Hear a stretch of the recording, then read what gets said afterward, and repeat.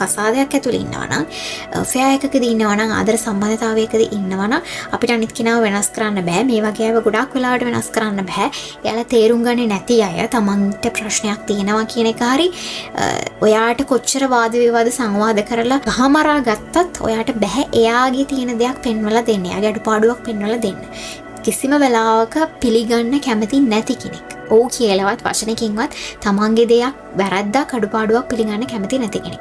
තමන් එක්ක ඉන්න තමන්ගේ පවුලේ අයගේ දෙයක් හරි ඕන්ට කියනවා නම් ඒක තමන්ට අවතක්සේරුවක් නම්. තමන්ට මදි පුංචි කමක් නම්.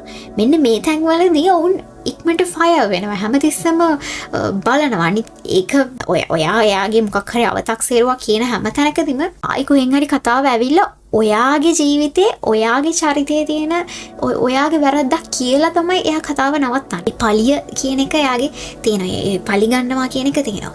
හේතුව